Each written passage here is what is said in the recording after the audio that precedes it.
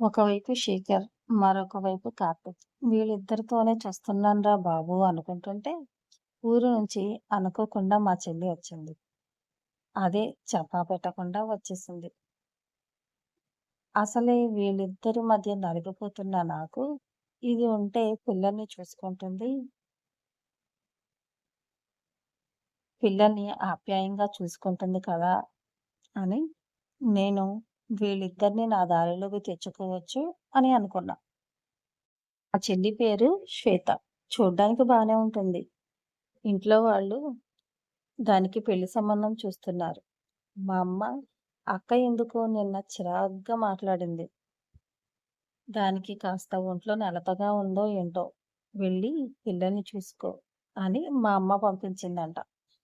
నిజంగా అది రావడం ఏమో గాని సగానికి సగం పని నాకు ఇంట్లో తగ్గిపోయింది. వంట అవే చేస్తుంది, పిల్లలకి స్నానాలు పోస్తుంది, స్కూల్‌కి పిల్లల్ని తీసుకెళ్తుంది, తీసుకొస్తుంది. ప్రశాంతంగా జరిగిపోతుంది. ఇంకా వి విషయంకొస్తే కార్తీక్ విషయం మా ఇద్దరి గురించి శేఖర్ దగ్గర చెప్పేద్దాం అని మెంటల్‌గా డిసైడ్ అయ్యాను.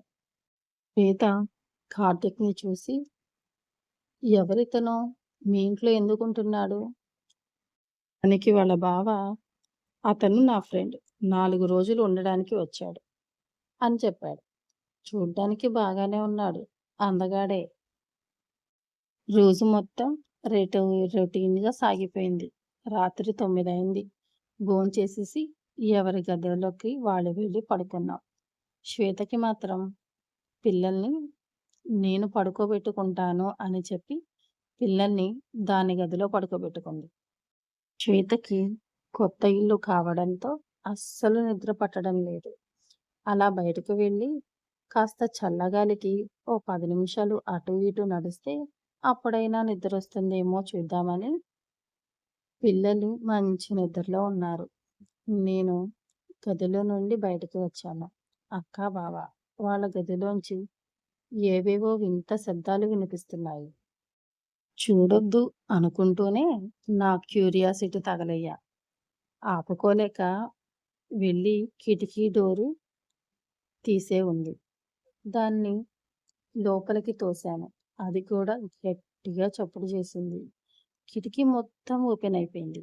కిటికీ నేను ఓపెన్ చేసినప్పుడు వచ్చిన సౌండ్ కూడా వాళ్ళిద్దరికీ అస్సలు వినిపించలేదు. అంత కసిగా ఉన్నారు. ఇద్దరు స్వర్గంలో తేలిపోతున్నంత హాయిగా ఆ సుఖాన్ని అనుభవిస్తున్నారు. అది చూసి నాకు బావగారు మంచి పనివంతుడు అనుకుంటా అని అనుకుని నాలో నేనే నవ్వుకుంటూ బయట వరండాలోకి వెళ్ళా.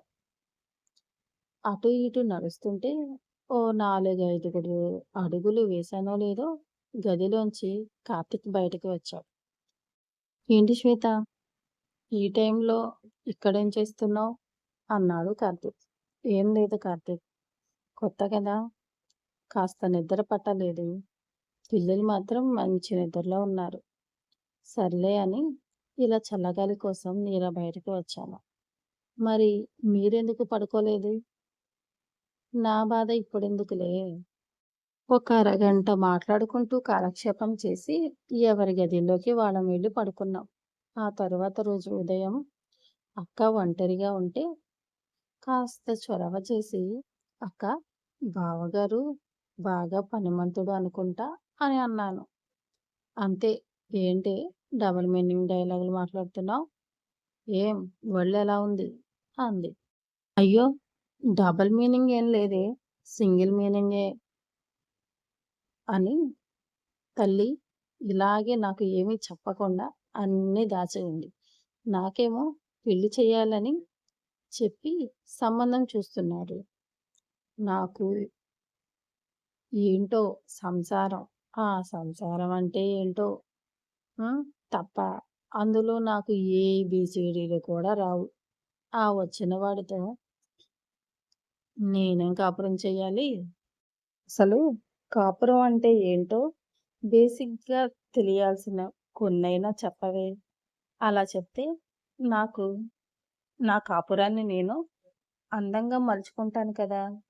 ఏమీ తెలియకుండా ఆ వచ్చిన వాడిని నేను ఇబ్బంది పెడితే మొదటికే మోసం వస్తుంది కదా అని కదక్కా! అందుకే నిన్ను అడిగి అసలు భార్యాభర్తలు ఏం చేస్తారో ఏంటో? నోరు మూసుకుని కూర పని చూడు అని నాకు కూర అప్పచెప్పి తను మాత్రం కార్తీక్‌తో మాట్లాడడానికి వెళ్ళిపోయింది.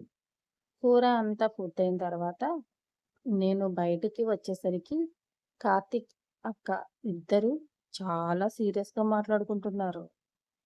వాళ్ళు ఏం మాట్లాడుకుంటున్నారో అర్థం కాలేదు కానీ, మొత్తానికి సిట్యుయేషన్ మాత్రం సీరియసే అని అర్థమైంది. అక్క కార్తీక్‌ని "నువ్వు వెళ్ళిపో" అనడం మాత్రం విన్నాను. మాట్లాడితే అక్కడ నన్ను కొట్టినా కొడుతుందని సైలెంట్‌గా విన్నట్లుగా ఉండిపోయాను. ఓకే. కార్తీక్ విషయం తనంతట తానే నాకు చెప్తుంది అని ఎదురు చూశాను. 4 రోజులు గడిచిపోయాయి. కానీ అక్క మాత్రం ఏ విషయం బయట పెట్టట్లేదు. ఇంట్లో పిల్లలు కూడా కార్తీక్‌ని చాలా చొరవగా మాట్లాడుతున్నారు. కార్తీక్‌కి నిద్ర పట్టక రోజు బయట అలా నడుస్తూ ఉంటాడట. నేను వాష్‌రూమ్‌కని బయటకి వస్తే అక్క వరండాలోకి వెళ్ళడం చూశాను. అయ్యో! అక్కేంటి ఈ టైంకి బయటికి వెళ్తుంది? ఈ టైంలో అక్కడ కార్తీక్ ఉంటాడు కదా! అని అనుకుని అక్క వెనకే నేను వెళ్ళాను. అక్క కార్తీక్‌ని గట్టిగా కౌగిలించుకొని ఏడుస్తుంది. అది చూసి షాకయిన నేను, మరి బావగారు ఏం చేస్తున్నారు అని గదిలోకి చూస్తే ఆయన మంచి నిద్రలో ఉన్నారు.